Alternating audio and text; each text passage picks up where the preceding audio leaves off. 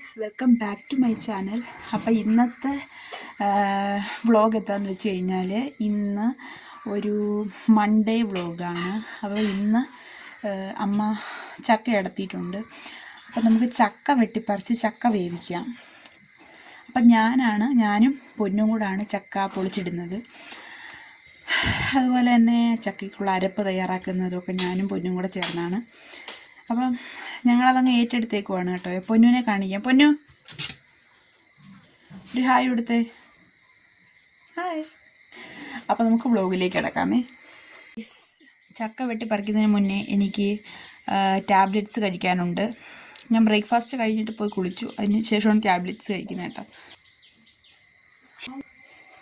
Calcium and sugar tablets. ഞാനിപ്പോൾ അത് കഴിക്കാൻ പോവാണ്.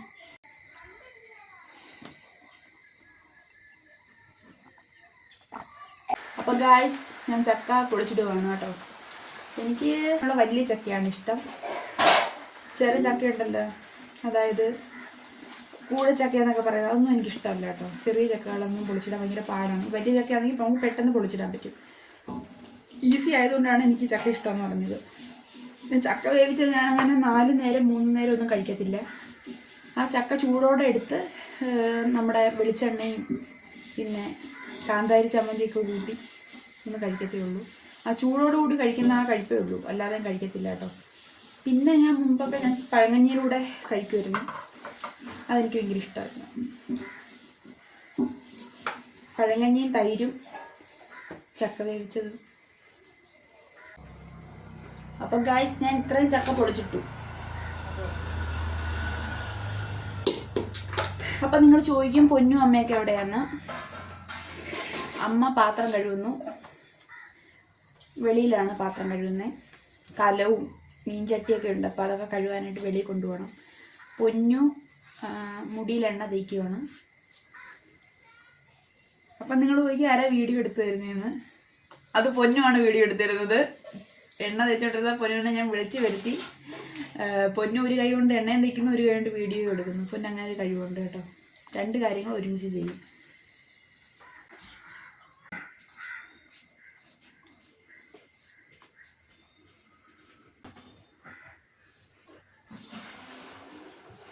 നന്നായിട്ട് ചക്ക അരിഞ്ഞിട്ടുണ്ട്. ഇനി ഇതിനകത്തോട്ട് നമ്മൾ ഇച്ചിരി ഉപ്പും അല്പം വെള്ളവും കൂടെ ഒഴിച്ചിട്ട് അടുപ്പിൽ വെച്ച് വേവിക്കും. ഇതിലേക്ക് അല്പം ഉപ്പ് ചേർക്കാം.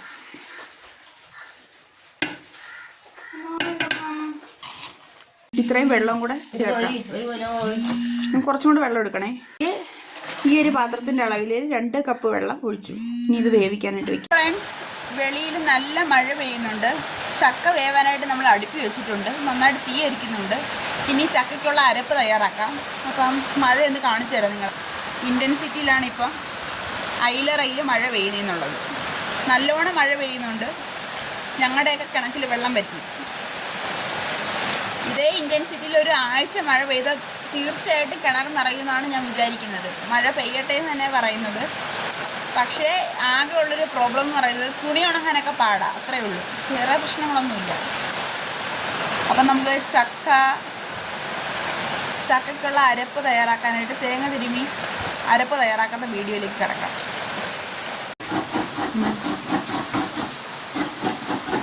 ചക്ക താണ്ട വെന്തോണ്ടിരിക്കുന്നു. നന്നായിട്ട് തീ അരിച്ച് കൊടുക്കണം കേട്ടോ. ഇടയ്ക്ക് നോക്കണം കേട്ടോ ചക്ക വെന്തോന്ന്. ഇതിലിച്ചിരി നീരായി പറ്റിയിട്ടുണ്ട്. ഇത് നന്നായിട്ട് വേവുമ്പോൾ ഇഷ്ടം പോലെ നീരാവി ഇതിൽ നിന്ന് പോകും. വേണ്ട, ചക്ക വെന്തിട്ടില്ല, കുറച്ചുകൂടെ വേവാനുണ്ട്. നന്നായിട്ട് തീ അരിയട്ടെ. അപ്പോൾ ഈ നമ്മൾ തേങ്ങ തിരുമ്മി വെച്ചിട്ടുണ്ട്. പിന്നെ നമ്മൾ അരപ്പിനുള്ള സാധനങ്ങളെല്ലാം ജാറിലേക്ക് ആക്കിയിട്ടുണ്ട്. തേങ്ങ, വെളുത്തുള്ളി, പച്ചമുളക്, മുളക് പൊടി ഇട്ടിട്ടുണ്ട്. പിന്നെ കുരുമുളക് അതിനകത്ത് ഇട്ടിട്ടുണ്ട്. മഞ്ഞൾ, ജീരകപ്പൊടി ഇത്ര ഇട്ടിട്ടുണ്ട്. ഇനി ഇതൊന്ന് ചതച്ചെടുക്കാമേ. ഈ അരപ്പ് ഒരു 3 അരപ്പ് അരച്ചിട്ടുണ്ട് കേട്ടോ. കാരണം ഇതിനകത്ത് നമ്മൾ കുരുമുളക് ഇട്ടപ്പോൾ അത് ഫുൾ കുരുമുളകാണ് ഇട്ടേക്കുന്നത്. അപ്പോൾ ഒന്ന് ചതയാൻ വേണ്ടിയിട്ടാണ് 3 അരപ്പ് അരച്ചത്. ഇതിനകത്ത് വെള്ളമൊന്നും ചേർത്തിട്ടില്ല. പിന്നെ കറിവേപ്പില ഇട്ട് 1 അരപ്പും കൂടെ അരച്ചു. ഓക്കെ, ടോട്ടൽ 4 അരപ്പാണ് ഇതിൽ അരച്ചേക്കുന്നത്. ഈ അരപ്പ് നമ്മുടെ ചക്കയിലേക്ക് ചേർക്കാൻ പോവാണ്. ചക്കയിലേക്ക് ഈ അരപ്പിടുവാണ് നമ്മൾ ചെയ്യുന്നത്. ജാറിൽ ബാലൻസ് ഉള്ളതും കൂടെ വടിച്ചതിലേക്ക് ഇടുവാണ്. ചക്ക ഏകദേശം വെന്ത് വരുമ്പോഴാണ് നമ്മൾ ഈ അരപ്പിടുന്നത്. എന്നിട്ട് കുറച്ച് നേരം കൂടെ നമ്മളൊന്ന് അടച്ചു വയ്ക്കും. അതിനുശേഷം ഞാൻ മുമ്പേ പറഞ്ഞതുപോലെ ചക്കയുടെ തുടുപ്പിട്ടാണ് നമ്മൾ ഇളക്കുന്നത് ചക്ക. അപ്പോൾ നമ്മൾ അരപ്പിട്ടിട്ടുണ്ട്. ഇനി നമുക്ക് അടച്ചു വയ്ക്കാം ചക്ക.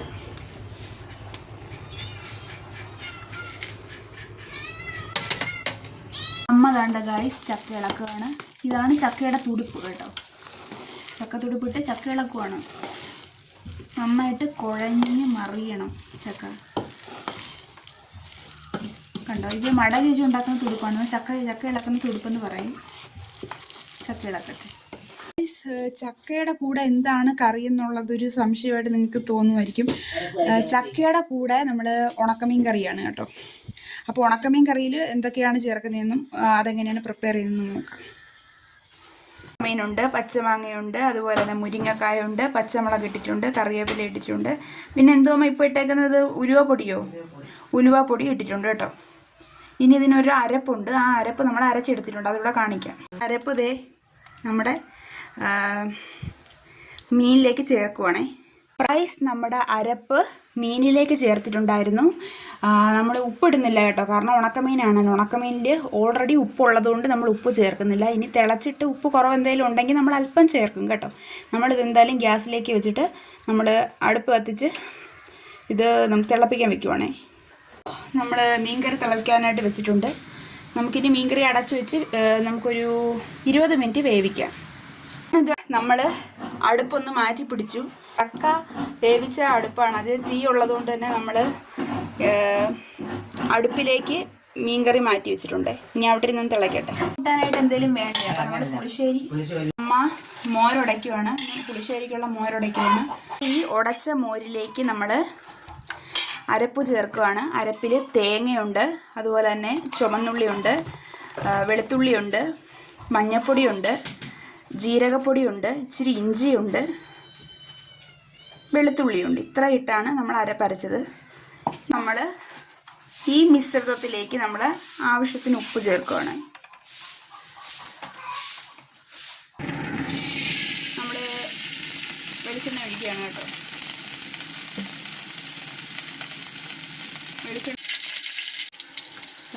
ചുമന്നുള്ളിയും വറ്റൽമുളകും കറിവേപ്പിലയും ഇടാം. ഇനി ഇതൊന്ന് ചെറുതായിട്ട് മൂക്കട്ടെ. അധികം ചെറുതായിട്ടൊന്ന് മൂത്തിട്ടുണ്ട്. ഇനി നമുക്ക് നമ്മുടെ പുളിശ്ശേരിയുടെ അരപ്പും മോരും കൂടെ ചേർത്ത്